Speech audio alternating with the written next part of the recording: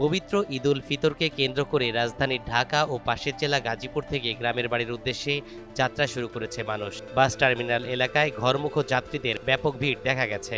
এতে ঢাকা ময়মনসিংহ ও ঢাকা টাঙ্গাইল মহাসড়ক সহ আশপাশের বিভিন্ন সড়কে দীর্ঘ যানজটের সৃষ্টি হয়েছে। বাসের স্বল্পতা ও বাড়তি ভাড়ার অভিযোগে দুর্ভোগে পড়েছেন যাত্রীরা। হ্যাঁ, আমি আসছি হচ্ছে উত্তরা 17 নম্বর সেক্টর থেকে।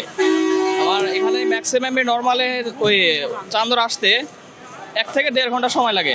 আজকে আসলাম আমি 4.5 ঘন্টা ধরে। এখানে আসতে প্রায় 1.5 ঘন্টা লাগছে, হেঁটে আসছি, কারণ রাস্তার যে জ্যাম পরিস্থিতি, এখানে গাড়িতে আসার মতো সিচুয়েশন ছিল না, এই জন্য হেঁটে আসছি। বাস পাওয়া যাইতেছে না, আর দু একটা থাকলেও ওইখানে দাঁড়ানোর মতো কোনো সিচুয়েশন নাই, ভাড়া হচ্ছে দ্বিগুণ। এখন পিরিয়ড হোক রেগুলার বা হেভি, প্রয়োজন মতো কনফিডেন্স আছে রেডি। Play with confidence. ঘরমুখো যাত্রীদের অভিযোগ, অনেক আন্তজেলা ও লোকাল বাস নির্ধারিত রুটে চলাচল না করে বেশি লাভের আশায় একাধিক ট্রিপ দিচ্ছে। এতে নির্দিষ্ট রুটে বাসের সংখ্যা কমে গেছে এবং সাধারণ যাত্রীরা চরম সংকটে পড়েছেন। আমি আসছি গাজীপুরা 27 থেকে 2 ঘন্টা সময় লাগছে এদিকে টোটালি। আর এদিক থেকে যে যাব বাসে যাওয়ার নিয়ত আছে, এখন তো খারাপ লাগতেছে, বাস পাইতেছি না, ভাড়া তো ডাবল। ত্রিপুরা 27 থেকে এখানে আসছি প্রায় 2 ঘন্টা হচ্ছে।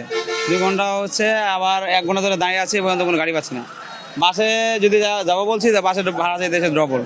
যেতে তো হবে, যে ভাড়া বেশি দিয়ে তো যাওয়া লাগবে, এখন প্রশাসন তো কোনো এর পদক্ষেপ নিচ্ছে।